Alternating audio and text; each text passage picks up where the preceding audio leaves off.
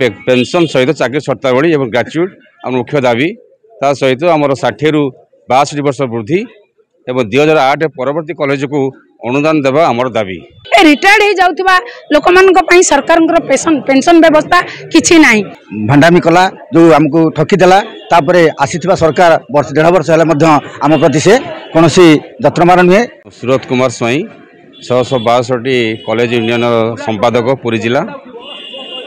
आज आमर 6 तारिख रे 6 तारिख रे दाबी 6 तारिख रे आम जो ग्रीवांस देवु कलेक्टर को जे आमर भारतर प्रधानमंत्री एवं भारतर शिक्षा मंत्री एवं ओडिशार मुख्यमंत्री को ये दाबीपत्र दिज्व। ये दाबीपत्र रे आमे रखीचु आमर पेंशन होची मुख्य दाबी एवं पेंशन सहित चाकरी शर्तावली और ग्रेजुएट आम मुख्य दाबी ता सहित आमर 60 रु 62 वर्ष वृद्धि एवं 2008 परवर्ती कॉलेज को अनुदान देवा आमर दाबी। जदि ये दाबी एवं 7 दिन भितर आमर दाबी न मानती तेबे आमे 16 तारिख रे राजरास्ता रे हजार हजार शिक्षक एवं कर्मचारी आंदोलन पीएमजी छकरे आंदोलन करेंगे एवं समस्ते मास सीएल नहीं कॉलेज को बंद करेंगे एवं जाइए गांधी मार्ग रे आमे हड़ताल करूँ एवं शिक्षक को चेतई देवु माने नेता मान को जे आमर दाबी को शीघ्र पूर्ण करा जाऊ।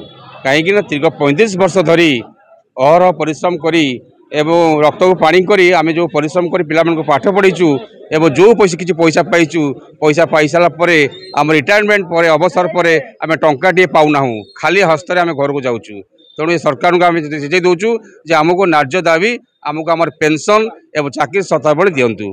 Doctor Jyotsnarayani Bastia principal Banishree higher secondary school एवं उपसभापति 662 वर्ग कॉलेज शिक्षक संघ सभापति पुरी जिला 662 वर्ग कॉलेज शिक्षक संघ। आमे मुख्यतः जोड़े दाबी धरिक एठिके आसीचु। आपण माने समस्ते जानिचंदी 1991 ठारू जेते कॉलेज खोलाई सरकार 2008 मसीह रे पूर्व सरकार तांको गोटे ब्लॉक ग्रांट भातिया सिस्टम करी किछि पैसा देले एवं से पैसा को धीरे धीरे से अल्प अल्प बढ़ई बढ़ई चलले। सरकारी चाकरी व्यवस्था भितर जो माने चाकरी करचंदी तांको पई गोटे निर्दिष्ट नियम अछि किंतु आम पई कोनोसी नियम नाही कोनोसी चाकरी शर्तावली नाही। जेतबेले गोटे सरकार मन हुए किछि पैसा बढ़ई दियंती। एबे देखा होची प्रति मास शेष आमर किछि लोक रिटायर्ड हो जाउचंदी।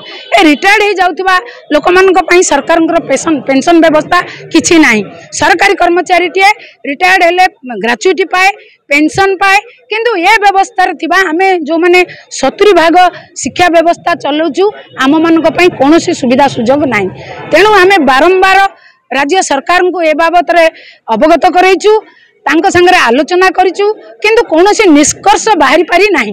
तेणु आज 6 तारिख आमे आसीचु आमर जिला मजिस्ट्रेट माध्यम रे आमे दाबीपत्र दबु ओडिशार मुख्यमंत्री को भारत वर्षर प्रधानमंत्री को एवं भारत वर्षर शिक्षा मंत्री को आमर समस्या को अवगत कराइबु एवं जदि आमर ए कथा 15 तारिख भितर किछि न बुझा गला 16 तारिख दिन समग्र ओडिशा रु समस्त स्कूल कॉलेज बंद करी ए कैटेगरी रो सबु शिक्षक माने राजरास्ता को आसीबे लोअर पीएमजी को आसीबे। मु Prashant Kumar Vishwal Mahatma Gandhi higher secondary school अस्तरंगर इतिहास अध्यापक एवं 662 संघ जड़े कर्मी। दाबीपत्र ये आज दिन नुहे यह दीर्घ 35 वर्ष है शिक्षादान कलापर आमको गत सरकार जो भंडामी कला जो आमको ठकी देला तापरे आसीथिबा सरकार वर्ष 1.5 वर्ष हेले मध्य आम प्रति से कोनोसी जत्रमार नुहे।